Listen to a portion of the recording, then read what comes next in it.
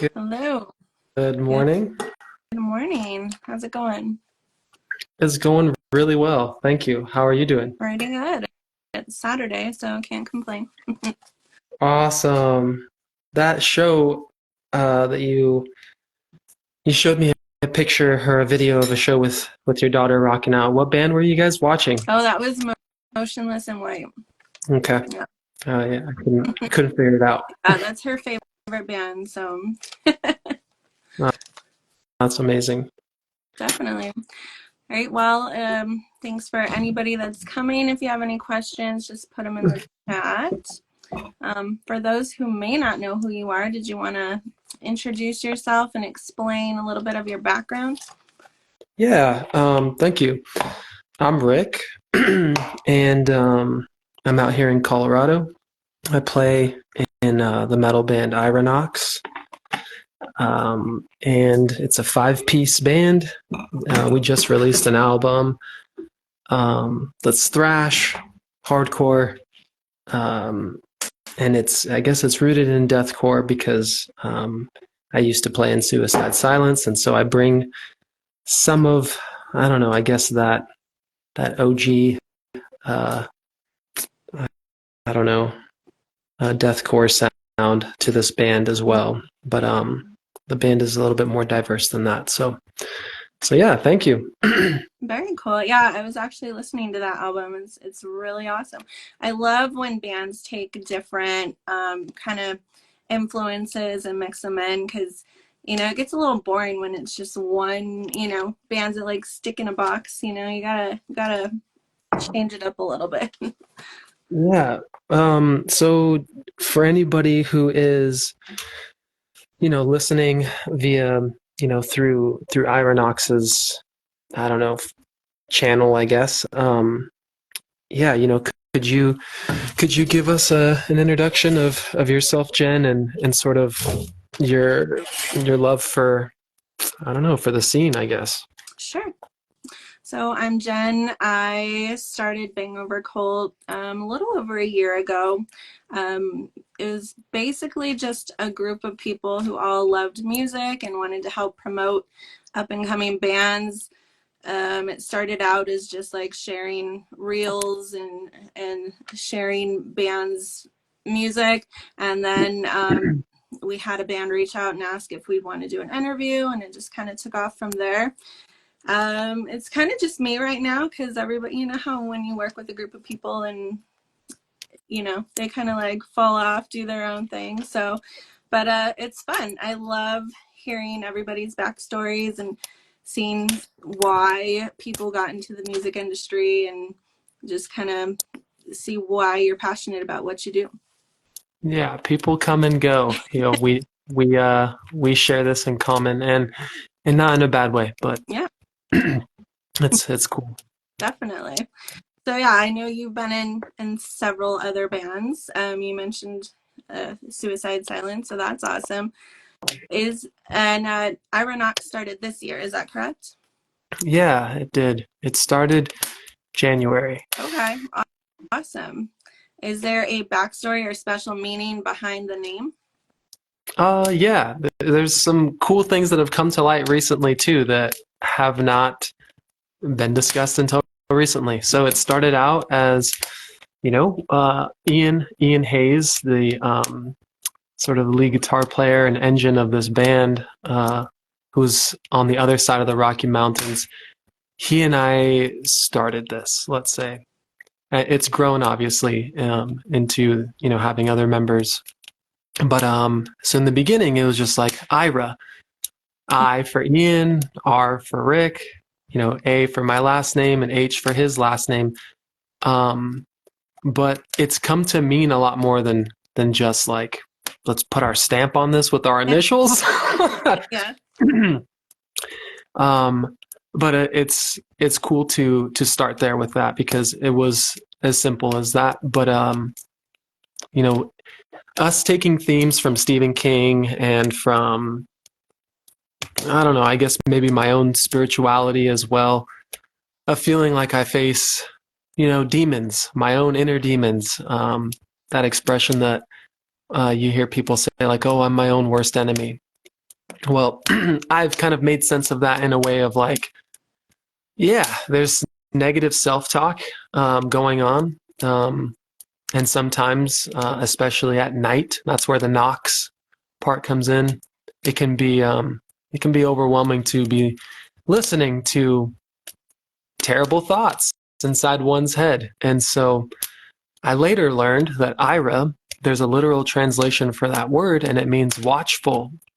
And so these two ideas are related of sort of being watchful of one's thoughts, of those, of that negativity, of perhaps maybe what are there inner demons talking to you right now, and can you overcome them? So watchful night is what Irah Nox means. That's awesome. Yeah, and I think we can all relate a little bit to that, having those inner demons. And I think that's what makes the metal community so awesome is like for musicians like you're in a band and you can have like a creative outlet to get that out of you. And then for someone like me, the consumer, we can a lot of times relate to the music you're putting out and the messages in the song. So it's full circle. Yes. I wanted to add something, and maybe this is a segue for you as well. But you know, I'm raising two daughters. I'm a stay-at-home dad when I'm not playing guitar in Irah Nox, or when I'm not thinking about Irah Nox.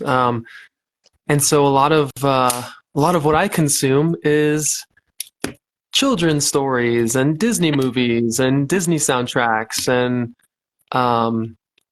it's back to where am I going with this? When you said like this is a creative outlet, um, yeah, the all my movie quotes, they're all Disney quotes, but as far as music goes, anything that I do with music, not anything, but a lot of what I do with Irah Nox is the horror, Stephen King, supernatural, adult crowd. So Yeah, no, I've been there because my daughter just turned 8 and my son's going to be 11 in January. But, when they're a lot younger, you're literally surrounded by children's music, children's movies, and you just kind of like go a little crazy. So I, I can see why, when you're not doing that, the Iranox and the heavier horror type stuff comes out. So it's nicer now that my kids are older because they started listening to the kind of music I like. So it kind of works out. it's nice for me to be able to name like kind of what this is for me. I've talked a lot about, like when I first started playing heavy metal music, you hear people describe it as like, oh, this is evil sounding, or this is scary. And it's like, I didn't know how else to think about it or describe it. I didn't necessarily take people's perspective on it as like truth, but those themes have stuck for a long time. And it hasn't been until, the last, I don't know, few years that I'm like, I'm not making evil music. I'm making, I'm making art, and, you know, it's, it's supernatural and horror inspired. Like, for example, Stephen King writes about some very vividly terrifying things. He's not a bad person.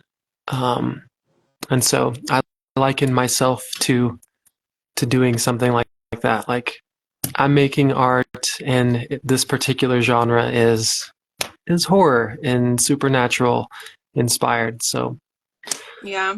I think from an outside perspective, people that don't listen to metal or don't like horror look at it as like, oh, this is evil. This is, Satan worshipers or whatever. But like you said, it's just an expression of yourself. Like take Ice Nine Kills, for example. Like yeah, literally yeah. all their songs are based on horror movies. They go on stage and literally murder people every night. And like them themselves are like the nicest, like goofiest guys you could ever meet. So, it's just an art, like you said, a way to get your creativeness out. So yeah, it's definitely you can be into horror and metal and still be a good person. And So be watching nothing but Disney movies and listening to Disney soundtracks with my girls. exactly. And some of those Disney songs are really good, but when you hear them like 500 times over, get a little old. It's cool though, because like the band Our Last Night released a Disney, and they weren't full songs, they were like snippets of songs, but they released a whole like Disney album where they covered Disney songs, and so you might want to check that out for your kids. Sure, sure. I'm gonna follow up with you in a chat or something to get that Yeah. again. Who would you say are some of your biggest musical influences? Slayer. Slayer. I just saw them at Aftershock. So good. Slayer. Yeah, Slayer is a big influence. Like all the members too. Like the screaming, the guitar riffs, the drumming, and of course just the overall attitude and energy that music that band was able to summon together. This just very fast, thrashy circle pit idea. I'm also, you brought up with Sepultura, and it's more of I don't know. There's more of like an indigenous like root to their music that's very like tribally drums and um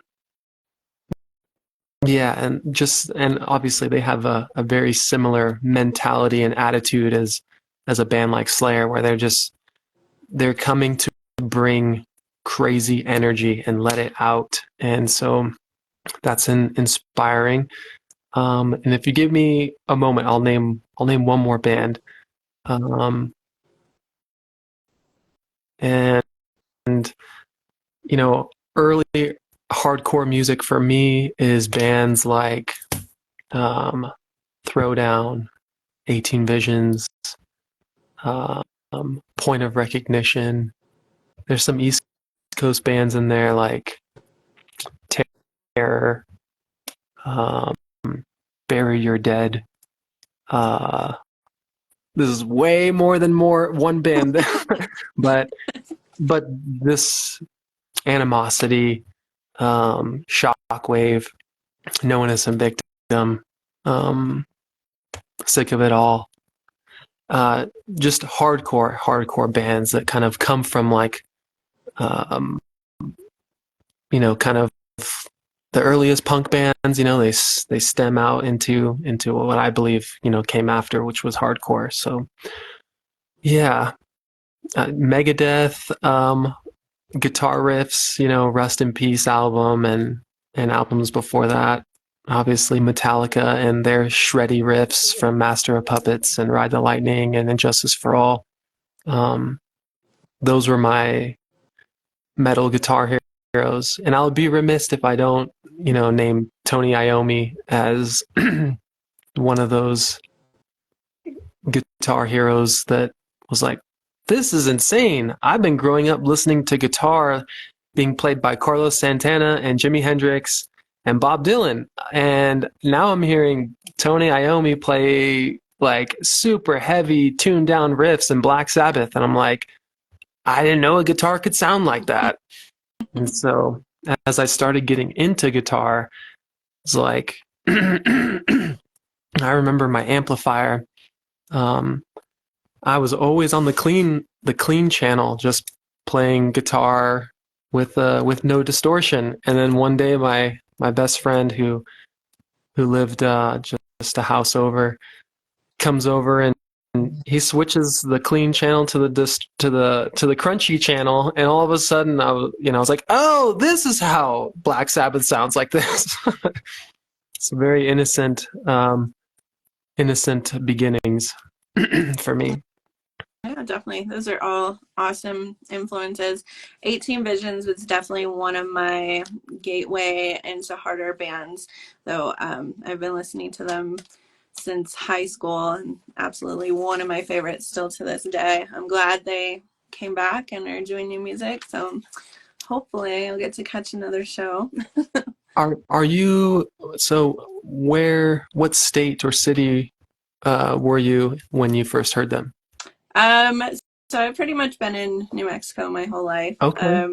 Yeah, I think the first time I saw them live was Warped Tour in Las Cruces, and but I started listening. I don't remember where I first heard them, but yeah, I found them in high school and been a fan ever since. And I which album was that first one or first song or Yeah, so until the ink runs out. Yeah, hmm Yeah. I think that's most people's first one. Yeah. I was really into that one as well. That album, I want to say there is an album before it as well, but Until the Ink Runs Out is kind of a masterpiece of some sort, you know? Vanity is Um, another one that's amazing. did you say Vanity? Yeah, Yeah. Yeah. And that's the first time I ever saw, I don't know, a hardcore album that was all pink. yeah. I know when they re-released that last year, it sold out so quickly. Like, dang it. So I grew up um, in the general vicinity of Orange County, and so to some degree, 18 Visions was a local band for us, and something that we always were like in early bands. You know, I'm like, man, maybe one day we'll get to play with 18 Visions. Yeah, they're and they're so nice too. Like I saw them in 2006. They had just released the self-titled album, and they were actually opening for Hinder. Yeah. And so I saw him after the show at their bus, and James is like the coolest, nicest person you could ever meet. Anytime I ever message him on like Instagram, he like writes back right away. So he's an awesome, Aw, yeah, and you're a lucky one. yeah. I did, Ian mentioned something in the chat. It's important to be out of your comfort zone. Lots to learn there. I feel like Irah Nox does well at getting people out of their comfort zone. So yeah, definitely. Well spoken by that man. Just yeah, he took me out of my comfort zone. um, so yeah, I agree. Yeah. He also said if we played with 18 Visions, I'd die. That would be epic. Well, I hope you don't die when we play with them. Other than Disney, is there anyone on your playlist that might surprise people? mm, sure. Tevin Campbell is on my playlist. We're talking about early '90s I R&B. remember him. Yeah, he has this song, Can We Talk for a Minute? Yeah, that I was just listening to that yesterday. Something else on the playlist. Don't Go Chasing Waterfalls. That's a good one, though. Mary J. Blige as well. So, um, yeah, that's sort of I'm uh, the youngest boy, I guess, in my family. I have a younger sister, and so all my influences, come from the siblings that were when I was in elementary school, they were in high school, and so I was listening to pop into my brother Diego's room, and there's R&B playing, um, Maxwell, Erica Badu, um, pop into another brother's room and it's Wu-Tang Clan. And if I was riding in the car with my mom, it was like the Gap Band and funk and soul. So still got them jams on my playlist. Yeah, definitely. I feel like we probably grew up in a similar time because when I was growing up, it was like I remember being in elementary school and like listening to Tupac and Biggie, and then and then kind of turned into like Korn and Limp Bizkit and just the whole whole genre. Like I don't Rage, believe in genres Rage Against the anymore. Machine. I just listen to everything. What instruments do you play? Thanks for asking. Not many. I play guitar. Yeah, I think guitar is my main instrument. I do a lot of stuff on the computer as well. I almost want to say it's kind of like an instrument for me because um, I edit. I spend hours and hours editing other people's music and in my music and other metal bands, programming drums for people. Um, maybe tweaking the sound, um, using EQ and compression, feeling like a scientist in a lab, so to speak, because I'm focusing in on really small details, I guess, of sound. So, in a way, maybe editing audio is also kind of an instrument for me. But I've made a hip hop album, and I can cut on a turntable and scratch. I wouldn't really say I'm super good at it, but it's effective. And I also sing. I sing and play guitar for a church, and singing is not my main instrument. I feel, have my insecurities about it, but I'd be remiss to say um, if I didn't say that I sing too. So that is something I've been working on. Very cool. Ian says you're a great producer and composer. And Rocco wants to know where you're from. From Southern California, but I am here with Irah Nox in the foothills of the Rockies, and our band is on one side of the Rockies and on the other side. So we trek through the Rockies during winter to uh to get together. Put ourselves in treacherous situations so that we could come out on the other side playing as metal as possible. There you go. So what brought you to Colorado from California? Hmm. I'd say love. Love brought me to Colorado. I I met Elizabeth, and I proposed to her, and I graduated college. I had a job at Amazon, and that job ended abruptly, and like they terminated the contract before it was time to terminate it. And so Elizabeth had been out here to Colorado and was like, "Hey, I maybe fly out to Colorado and check it out and see if you wouldn't mind living there."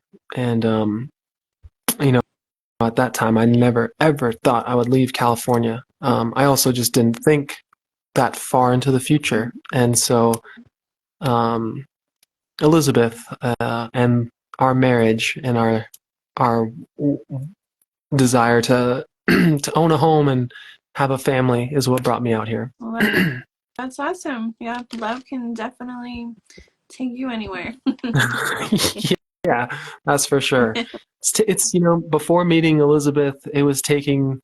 I guess it wasn't love, but it was taking me to bad places. So I've been in both directions. Who would your dream collaboration be with? Dang. Well, I guess I'll do it in like two levels. Um, because be, the first thing I thought of was like, because I like hip hop so much, there are so many rappers that I grew up that I'd be like, I would love to, make music, make a song for them, Mhm. Um, but metal wise, or even just guitar wise, or band wise, you know, as silly as this might sound, um, I guess I think it's kind of corny because I wouldn't say I dream about it, but it would be cool if it happened.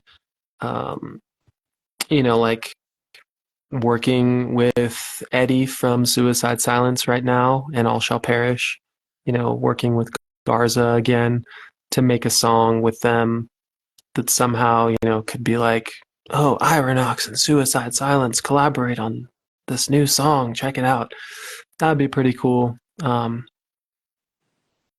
But on a bigger scale, I'm also, yeah, I'll think about that a little bit longer and see. I'll try and drop it in the chat if it comes back to mind. Okay. But that is a gnarly question. I mean, that would be a awesome collaboration regardless. So, Let me ask you. Let me turn the tables, Jen. Who, if you could interview anyone right now, um, if you could interview someone tomorrow morning and have coffee with them, what band or person would it be? so I would definitely have to say anyone from Motionless in White, but probably Chris. That would be. Okay.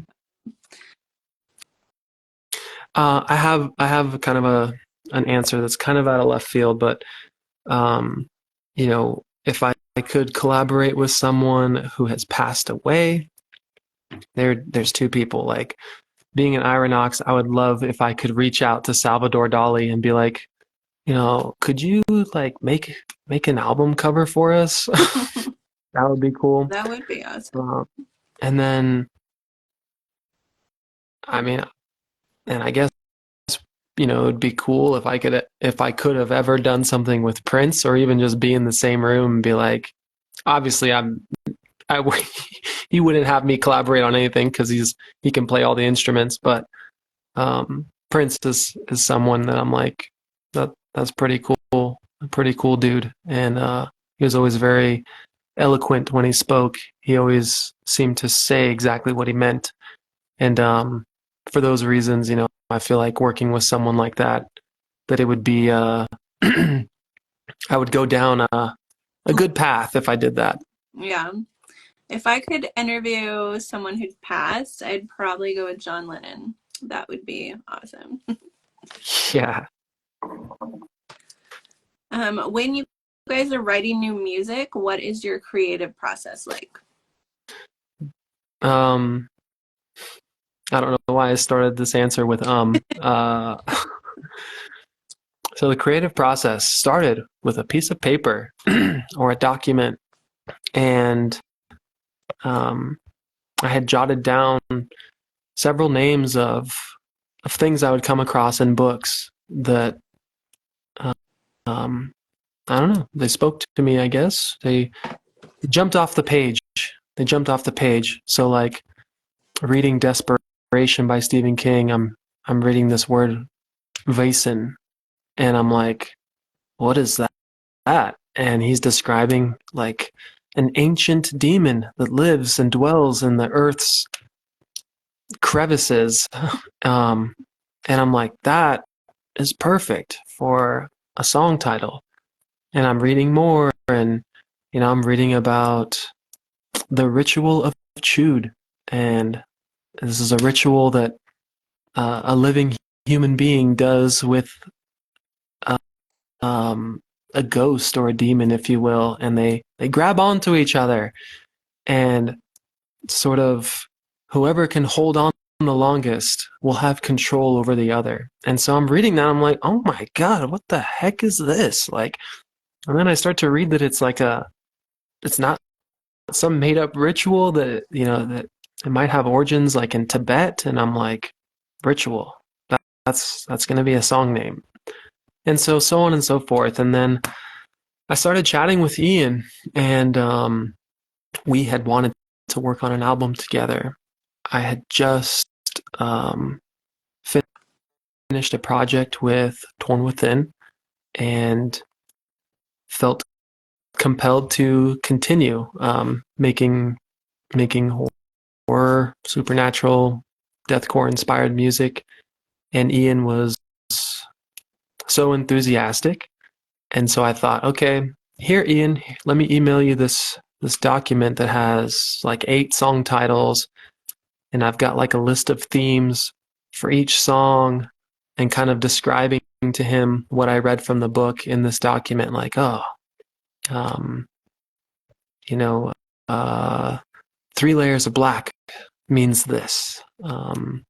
And then say like, Ian, choose 4 of these titles and write write one channel of guitars. So don't, so write a song, but then leave the other channel for me to write my guitars on top. And so we did this. We split up song titles. Ian spearheaded writing 4 songs on guitar, and he would program, sketch out drums like what he imagined, like what the drums might sound like, and then I would get it. And so now I'm hearing uh Deadlight. I'm hearing Deadlight from Ian. I'm hearing his one guitar track, and I'm hearing drums. And I'm trying to learn Ian's riffs, and sometimes I can learn it, and sometimes I can't. And so then I'm just trying to come up with interesting guitar parts to either complement what he was doing, or to, you know, I mean, I'm always trying to complement. I think we're always trying to complement each other, but in some ways it complements where I'm playing something very similar to Ian, and other times I'm playing something totally what seems unrelated. And so yeah, that's how we wrote our album Morty Corgin, where we split up songs.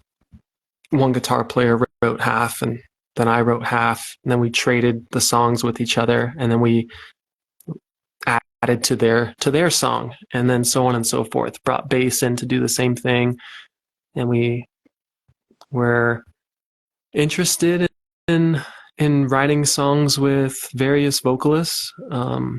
Danny was the first vocalist. Danny Douche, our singer, was the first vocalist to work with us, and it was so good what Danny had sent, via email, sending me files. I almost it was almost hard to digest, like, because I'm hearing my guitar, Ian's guitar, I'm hearing drums, and now I'm hearing vocals, and it's like it really gave us a glimpse of like, this is what Irah Nox actually sounds like. Like, throw out all the things we think we want to do, what we think we're gonna sound like. It's like, nope, this is what you sound like, and so we could not pass up the opportunity to continue working with Danny. But we do have some other vocalists that um, we wanted to work with, and we're interested in hearing how their voice might, take our songs to a different level or new heights. So I see Taylor Desi just joined. Taylor Desi is in Canada, and us being out here in Colorado, um, he flew out here. He flew out to Colorado to record a song with us, and he's the youngest person on the album. I think the majority of our band is 8 to 10 years older than him. But it's cool, bringing that youthfulness and those his ideas and his energy to the music. So you asked me about process, and I guess part of the process was really wanting to work with a diverse group of people as well, because everyone brings a unique flavor to the table, to the dish, if you will. And where one of our songs might not have been spicy, one of these vocalists brought some flavor to it. So it really made the album awesome. Very, very cool. And Ian can answer this in the chat as well, but is there a song of yours that means the most to you and why? Well, while Ian writes his answer down, um, you know, Three Layers of Black is a cool song to me. Um, as we rehearse it, it's one of the first songs that we all sort of can feel like we've got this thing nailed really tight. And so that feels that feels really exciting to be like, this song sounds amazing with all of us, doing our thing. It also means a lot because a couple years ago I had thought that Three Layers of Black would be a good name for a band in general. It just sounds metal. I'm like, what is Three Layers of Black? Is it, it's hardcore on top of black metal on top of death metal. But Yeah. Also a good friend of mine, who that song begins with like a synthesizer, modular synthesizer intro.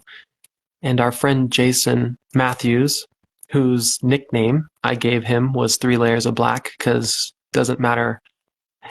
In his closet, only black clothes. So it was kind of a joke at first for him, like, oh, black shoes, black socks, black underwear, black pants, black shirt, black sweater, black glasses, black framed glasses.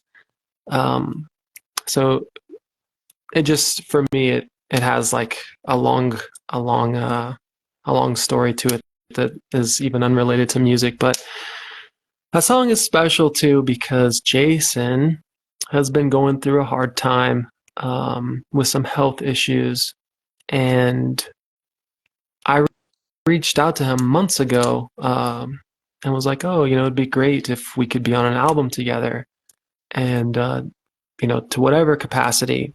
And then I tell him, oh, I'm working with this metal band, and it'd be really cool to have a supernatural, ambient sort of intro to bring this song in.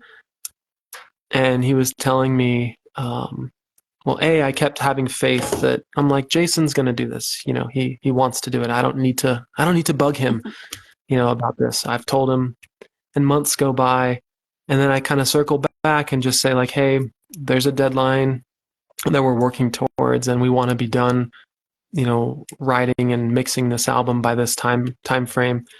And he gets it to me, and he mentioned like, I haven't been able to get out of bed for days, and the fact that he still wanted to do this, or that I like to think that maybe the idea of him being on an album, and the idea of like, oh, it's going to be put on vinyl, it's going to be on CD, people are going to hear this, and you know um, his name's going to be in the credits, and as a songwriter, that perhaps it, I don't know, provided some hope, to his just to his perspective at that time. And so it makes me feel good again that um, other people are are a part of this Irah Nox story outside of the band members. So that's a cool song. There's a lot of cool songs, but I guess maybe that one has the longest backstory. Awesome. What is the funniest or craziest thing that's ever happened at a show? And this could be any band you've been in.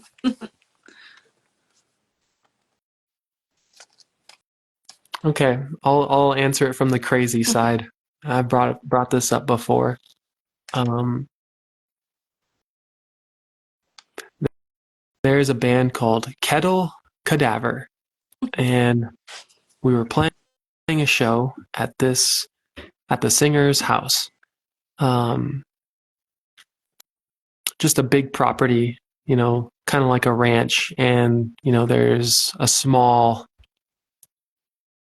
building that's built, on this ranch, and it functioned as maybe like a practice space, but the place where he would invite bands to play for a party. Mm-hmm. And so I'm in Torn Within in 2004, which makes me about 17 or 18 at that time. And Kettle Cadaver, I didn't know this band ahead of time, were there early to start loading, taking gear out and setting up. So no one's really around yet except for, I can't remember the vocalist's name, Edwin. Edwin, the vocalist, and he's, giving us the tour of his place, and he's like, there's the coffin that I sleep in, and you know, there's some pictures of me where I've, you know, nailed things through my body, and oh, there's the contraption I strap around my naked body to, perform with my band. It's Wow. like, Oh. yeah. And so I would say that was I think I said it was the scariest thing because Edwin, yeah, it was as he's giving us a tour and not being the front man of his band, you know, normal dude. uh, but, um, but yeah, thinking about seeing Kettle Cadaver play and him doing the things that he described was like, that is far beyond what I imagined. That's But it's definitely crazy. what about what about you, Jen? I mean, I take it that you've seen, lots of different kinds of music and shows and been to lots of different types of shows, small, maybe house shows and things like that. What do you care to share? Um, I mean, yes, I've been to a ton of shows. I don't know, like you have your normal fights and everything. Probably the craziest I saw was this actually happened a few months ago. So the band Dark Divine came to Albuquerque and they were playing a show, and there was these two drunk guys behind me that started getting into it. And all of a sudden, I just saw the one guy go flying across the room because the one guy socked him in the face, and the band just stopped playing. And there's like, it's a little club, so like there was one security guard, and like so Mm. nobody came to do anything. The manager for the band had to jump on stage and be like, can you guys escort him to the back? And so this security guard comes over, and the guy's like gushing blood down his face. He's like, he hit me. And I hear the security guy tell him, yeah, it happens. I'm like, oh my God. It was crazy. It is, you know, I know for people who have been to a lot of metal shows that, like you said, like it's kind of a thing that happens, and but it's still, seeing like someone get hurt really badly, is still very shocking. And so yeah, I can imagine that situation for sure. Yeah. I think the reaction was more shocking than the actual, because like you see fights all the time. But yeah, like I don't know. This guy was just kind of pushing into everybody. So I think the guy that punched him, even though definitely shouldn't resort to violence, was kind of like had enough. So, but yeah, I just couldn't believe when the security was like, yeah, it happens. Because most times they're like, okay, you gotta go. You just hit somebody. They were just like, oh, it happens. Like, okay, I guess you guys see this a lot. Yeah. There's one more thing, and it's not, I don't know, it's crazy in the sense that, you know, like I performed with, in Suicide Silence, we played with like 6 Feet Under, or we played with Cattle Decapitation. And so to just the idea, you know, this is crazy or memorable in the sense of like, I'm playing with like some people that are sort of at the forefront or have a long history with metal, and like for me at that time being 18, 19, to share the stage with people like that is pretty cool. So to answer this question on a lighter note. Okay, so my friend Taylor actually brought up my black eye. So this is kind of a crazy story, but kind of a stupid story. So in May of this year, I went to see Asking Alexandria, and Memphis Mayfire, The Word Alive. It was like a whole called the it was like a whole tour, and I went to Arizona with my friend. My friend lives in Arizona, so I went to go see it. And you know how crowd surfers get crazy during shows. So I'm at Barricade, and during The Word Alive, like crowd surfers start, and then it just kept getting worse and worse and worse and worse.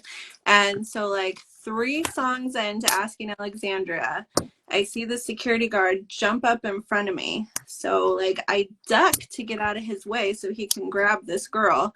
Well, she ends up landing on my head, which causes my face to collide with the metal barricade. And Mm. I remember just coming up, like grabbing my face. I just Ouch. feel it. I just feel a welt. And my friend Nikki just looks at me with like this shocked face. She calls the security guard over, and he like flashes a flashlight in my face. He's like, "Shit, are you okay?" And I was like, "Yeah, I'm fine." He's like, "Do you want to go see a medic?" I'm like, "No, I don't want to miss the show, right?" Then he's like, "Okay, okay." So then he comes back like a few minutes later and looks, and he's like, "Oh no, you gotta go." He's like, "That swelling's Oh, bad." So he like made me go outside where they had like a little uh, EMT thing set up, and she checked me and make sure I didn't have a concussion or anything, gave me ice and sent me back in. But yeah, it was not fun. I learned my lesson though, like do not duck towards the barricade. your, your face looks beautiful now. Thank you. Luckily I didn't break anything, but I was more bummed that I missed like most of their set, because then by the time I came back in they had 3 shows left. But then they ended up coming to Albuquerque last month, so I got to redo the show. I we we shared this. I shared the stage with the vocalist from Asking Alexandria once. Uh, That's awesome. Came out with suspenders on. I was like, that dude's cool. Danny or the other one? Do It you was. know? I think it was Danny. That's very cool. All right. Ian, you never said what your favorite song was, so better put that in the chat. um, let's see. Oh, what is your favorite song to perform live? So we haven't performed our debut show yet, but to answer your question, there's a few songs because again, you know, we've been working and editing and recording and scrutinizing over how it sounds for 9 months, and now we're finally starting to experience what it sounds like as a band. And so 3 Layers of Black, as I mentioned, is a song that we've all kind of nailed it right out the door, you know. And but Ian's songs, you know, I described to you that Ian took the lead on writing half the album, and so these songs that Ian wrote, The Ritual, Deadlight, Morty Corgin, um, these songs we have been playing together now for several weeks, and hearing those songs come to life, they're so different, they're so unique, and I'm doing things on guitar that I wouldn't normally, you know, combine these riffs together in this way. But because, you know, I'm trying to complement what Ian has done, the song is just so different, and these songs are different and unique, and therefore it's like I'm embarking on a totally new journey when I, you know, put my guitar on my shoulder to play them. And so, yeah, Morty Corgin, The Ritual, these songs are all cool to play, and we hope. So we have some shows lined up, but we have something that we're hoping to do, like an Instagram live music video shoot type of thing, here in Littleton, where I live, at a record store. So it won't be the typical live show that you think of, people moshing and dark, and nighttime. We're going to be, we're hoping to do this in-store record store performance to a small capacity, but play these songs live for the first time for an audience, and then stream it on Instagram. So looking forward to that. Well, that's awesome. I'll definitely have to tune in for that. That would be so cool. It'll be, since you and I are both Mountain Time Zone. Yep. It'll be like a Sunday at like 2 o'clock in the afternoon. So not a typical showtime, but it'll be cool because like my daughters can come with their headphones on and watch Daddy rock out with Ian and yeah, because whenever we play or whenever I've played in the past, it's past their bedtime. Right. Well, they'll love that. I hope so. I hope I see them, I'm sure. So Ian says his favorite song is also Three Layers of Black. And Taylor said this might be a biased opinion, but Falling Angel. That is the song he sings on, so I understand. I kind of got that from the biased opinion.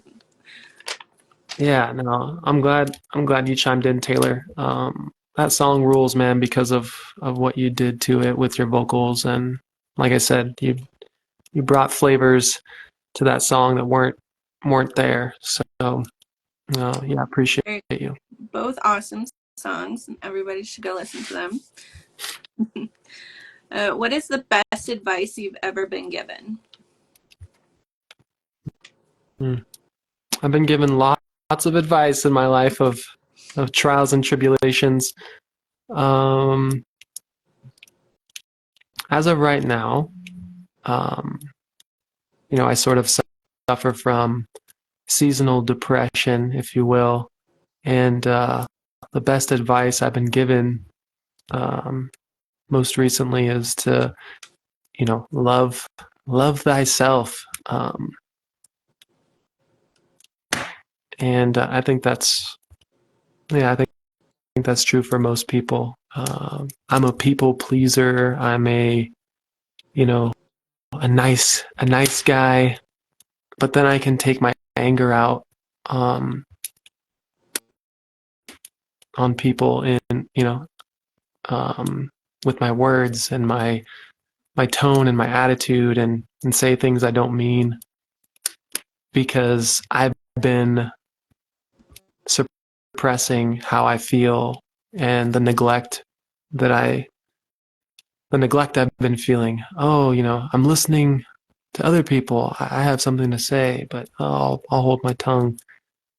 My body's tired and hungry and I need to, oh no, but I'll just prolong that a little bit longer so that I can help my girls, or doing this type of thing. And before you know it, weeks have gone by and now I'm blowing up because I feel like no one's listening to me.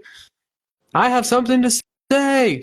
Obviously, I don't say that. I say things like, wow, that was really dumb that you guys decided to do this. Why couldn't we have? It's like, that's not what I'm trying to say. Trying to say, you know, so my anger gets in the way, and that's because I wasn't listening to my needs and the things that I needed. And,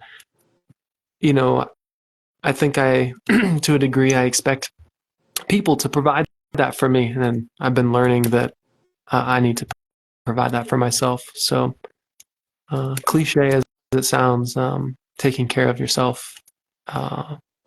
Yeah.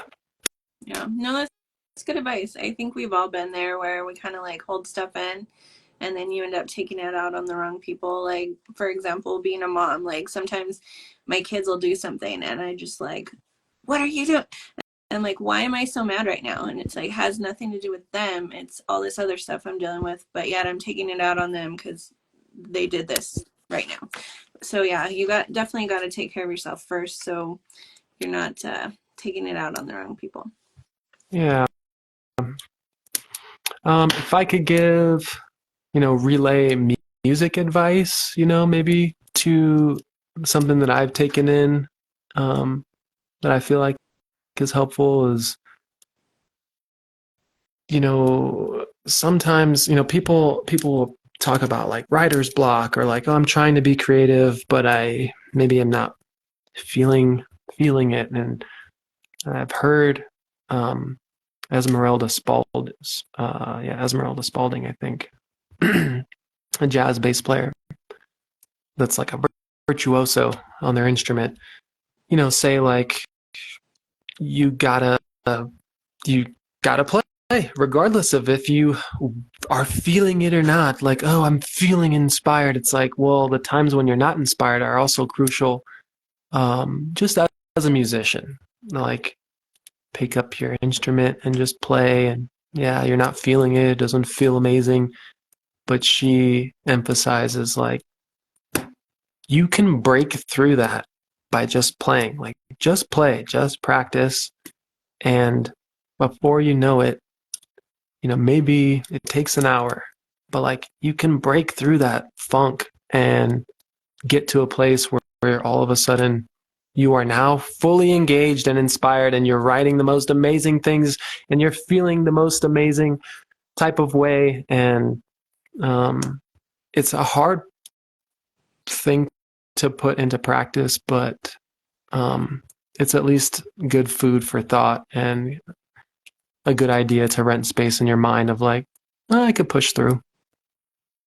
Yeah, that's good advice as well. All right. Well, I think that was pretty much all the questions I had. If anybody else has any, feel free to put them in the chat. But before we go, how can people follow and support you guys? Jen, you're so great. Thank you for this conversation and your platform, and because your platform goes, there's a lot of time spent that you've put in, and so I'm appreciative of that and of you, sharing with us. If people are intrigued by any of this conversation, then go listen to Irah Nox, and you can support us by just listening to our songs, because those plays, you know, um, they help out quite a bit. You can support our pages by following us, on Instagram or YouTube, but um, there are other really cool ways where you can get something in return, like a vinyl or a CD or a shirt. So those are all really good ways to support us. Even just commenting on something that we post, or a reel that we put out. Even just a comment goes a long way. So yeah. Yeah, definitely. Well, I totally agree. I feel like with social media nowadays, like there's so many artists out there, so many bands trying to make it. So, definitely help support your favorite bands by something simple as commenting, sharing their reels, sharing their music. You don't have to buy stuff if you don't have money. That helps too, but just share with everybody and that's essentially why I created Bang Over Cult, so we could help promote up and coming bands like you. Ian thanks you. So yeah, I only represent, a part of the band, and I know I can speak for the rest of the guys, and yeah, and saying we appreciate you. And yeah, we sent a small package of some things to you, and including some coffee, because I wanted to. It's like if I saw Jen in person, and it's like I'd be like, Jen, let me buy you your chai, or let me buy you your coffee. So, but yeah, Brujas Bones is, I guess, an artisan jewelry business that's run by Amber out here, and she's, I guess, she's a supporter of the band, and we supported her in a very small way. Got some of her work, and in your package you will see something from Brujas Bones that you can wear. So That's awesome. yeah, Well, I appreciate that, and I appreciate you coming on to talk to me. And we are neighbors, so hopefully either I can make it up to Colorado to see you guys, or like Ian said, if you guys come to Albuquerque, we'll definitely come check you guys out. I would love that. All right. Well, I hope you have a great rest of your Saturday, and this has been a lot of fun. All right. Great day to you, Jen. Bye.